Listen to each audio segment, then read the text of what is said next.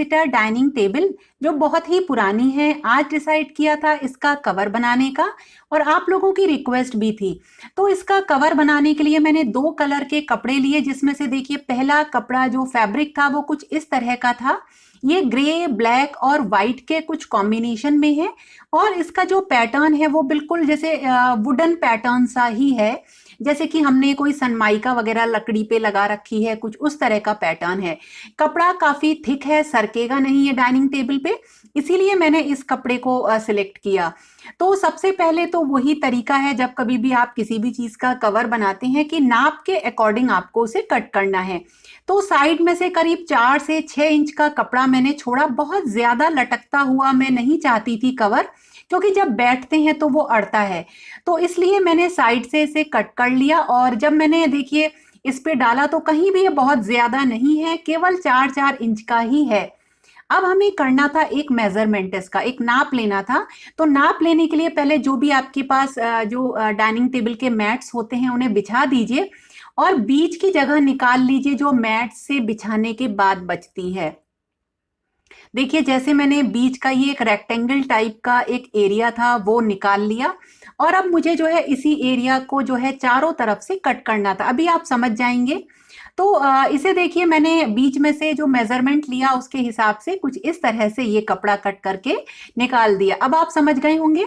तो साइड में हम इसके नैपकिन भी रख सकते हैं और बीच में देखिए ये बिल्कुल खाली हो गया। ये इसलिए मैंने किया कि बार हमारी जो डाइनिंग टेबल होती है वो वुडन की होती है, कांच की होती है, तो इस वजह से वो दिखाई दे, उसकी शो दिखाई दे। अब देखिए जो बीच में से हमने कट किया था उसमें हमने सिलाई मार ली ताकि वो थोड़ा सा सही लगे वहां पे, और सिलाई थोड़ी सी सफाई से हम लगाएंगे क्योंकि वो बिल्कुल डाइनिंग टेबल के सेंटर का पार्ट होगा। और इससे देखिए मेरी तो कांच की है जो टेबल है, तो इससे देखिए कितनी बढ़िया तरह से ये बीच में जो है दिखाई देगी और ऐसा भी नहीं लगेगा कि पूरे एरिया में कपड़ा कपड़ा ही पड़ा हुआ है। तो देखिए कितने सफाई से ये सिलाई कर ली है और नीचे से डाइनिंग टेबल की शो भी दिखाई दे रही है। अब देखिए सेम फैब्रिक ही है, कपड़ा मोटा है, इसके मुझे बनाने थे नैपकिन। स्टाइल नैपकिन का थोड़ा अलग तरह से करूंगी। इसकी मैंने जो चौड़ाई ली नैपकिन की वो इतनी ली कि जब मैं चेयर रखूं तो चेयर के सामने ही आ जाए, और जो इसकी लंबाई है वो मैंने थोड़ी सी एक्स्ट्रा इसमें ले ली। तो अब मुझे क्या करना था, इसके नीचे लगाना था अस्तर, और अस्तर का कपड़ा ऐसा लिया कि कभी मैं इसे पलट करके भी बिछा सकती हूँ। तो मैंने ये नैपकिन इसमें से कट करके निकाल लिए और अस्तर निकाल लिया और एक थैला टाइप से मैंने सिल लिया। देखिए इसके ऊपर रख के इस तरह से मैंने अस्तर को सिल लिया। उसके बाद देखिए ये थैला सा बन गया, इसको सीधा किया। और अब इसके अंदर हम क्या कर सकते हैं, कोई अगर आप इसे वाटर प्रूफ बनाना चाहते हैं तो इसके अंदर कोई पॉलिथीन या आटे का बैग आपके पास खाली पड़ा है उसकी पॉलिथीन इसके अंदर लगा सकते हैं और उससे ये बिल्कुल वाटर प्रूफ हो जाएगा। उसे लगाने के बाद देखिए इसको अब हम इस तरह से स्टिच कर लेंगे ऊपर की तरफ से, और जो हम इसमें सिलाई मारेंगे वो बिल्कुल किनारे किनारे मारेंगे। और जब हम इस तरफ सिलाई कर लेंगे उसके बाद भी हम किनारे पे जो है, जब थैला हमने सीधा कर रखा देखिए उसके जो बाकी के 3 तरफ थे उनमें भी हम सिलाई मार लेंगे।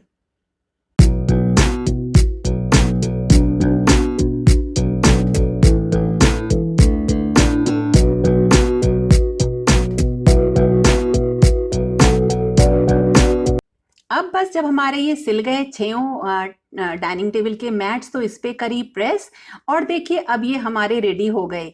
अब नेक्स्ट जो हमारा प्रोजेक्ट था वो था कि मेरे पास एक ये शिल्पकार क्ले है। ये फेविक्रिल की शिल्पकार क्ले आती है, इससे काफी सारे डिजाइन बन जाते हैं, बच्चे इसे बहुत यूज करते हैं। तो इससे मैं बनाऊंगी कुछ बटन्स। तो वैसे तो बटन बड़े वाले बहुत महंगे आते हैं। तो देखिए इसके अंदर निकलते हैं इस तरह के 2 पैकेट्स, और हमें इनको बहुत अच्छे से आपस में मिलाना होता है। खूब अच्छे तरीके से दोनों को आपस में मिला लीजिए, और उसके बाद जब कभी भी आप इसको यूज करें तो ध्यान रखिएगा कि टेल्कम पाउडर का यूज करें, नहीं तो ये चिपक जाता है। जैसे हम रोटी बनाते हैं तो आटा यूज करते हैं, बिल्कुल उसी तरीके से हम टेल्कम पाउडर का यूज करेंगे। उसके बाद देखिए एक रोटी सी हमने बेल ली, और जिस साइज का भी हमें बनाना था बटन उतना बड़ा हमने इसमें सर्किल कट कर लिए, और उसके बाद देखिए माचिस की तीली ली और इससे इसमें छेद कर लिए जिससे ये बिल्कुल बटन जैसे देखिए लगने लगे। ये मैंने काफ़ी सारे बना लिए, कितने सारे बटन ये तैयार हो गए हैं। वैसे तो बटन काफ़ी महंगा आता है, क्ले का एक पैकेट 20 रुपीज़ का आता है। सूखने के बाद ये बिल्कुल हार्ड हो जाते हैं और इन पे मैंने ऑयल पेंट कर लिया। ये धोने में जाएगा नहीं, तो ऑयल पेंट मैंने येलो कलर का किया कुछ पर और डबल कोट किया, और सूखने में इन्हें 7-8 घंटे लगेंगे। और ब्लैक और येलो कलर से मैंने ये रेडी कर लिए।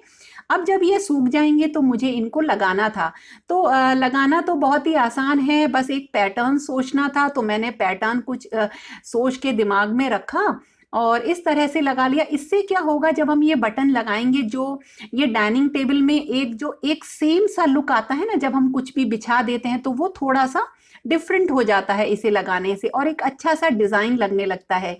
तो इसलिए मैं इसमें बहुत ज्यादा और तो डिजाइन नहीं रख सकते हैं। बस जब आप इसे धोएं तो आपको ये ध्यान रखना है कि इसे मशीन वॉश ना करें, इसे हाथ से ही वॉश करें। वैसे मैंने जो फैब्रिक लिया है ये तो 2-3 महीने तक गंदा नहीं होगा।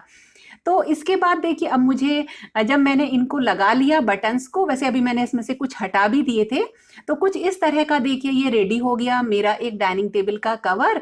और अब मुझे रनर बनाना था साइड की टेबल के लिए, तो सिंपल सा मैंने एक रनर भी तैयार कर लिया।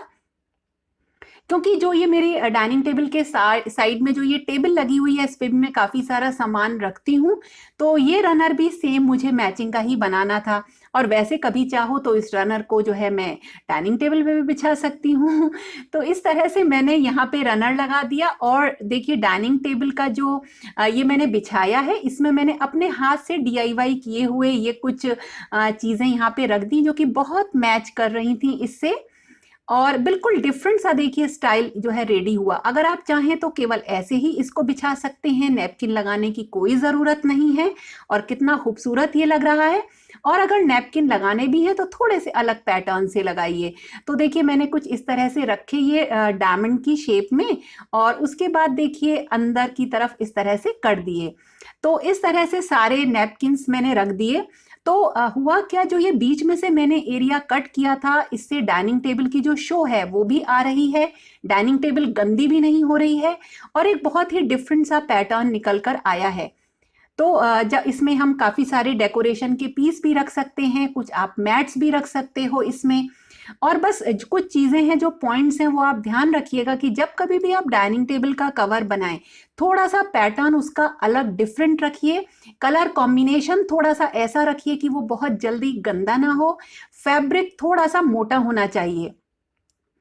जैसे देखिए मैंने इसका जो फैब्रिक रखा है काफ़ी थिक रखा है, और ये इसमें से हिलेगा भी नहीं, बहुत अच्छे से देखिए इसमें सेट हो गया।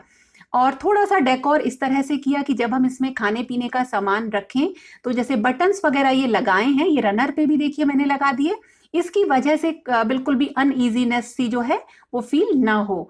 तो इस तरह से ये एक अलग से स्टाइल का मैंने डाइनिंग टेबल का बहुत ही आसान सा कवर बनाया, और मुझे तो ये बहुत सुंदर लगा, प्यारा सा लगा। आपको कैसा लगा ज़रूर बताइएगा कमेंट करके, और पसंद आए तो लाइक ज़रूर करिएगा। और चैनल को सब्सक्राइब नहीं किया है तो प्लीज़ मेरे चैनल को सब्सक्राइब कर लीजिए, और फिर मिलेंगे एक नए और इंटरेस्टिंग वीडियो के साथ। तब तक के लिए okay friends, thank you and bye bye.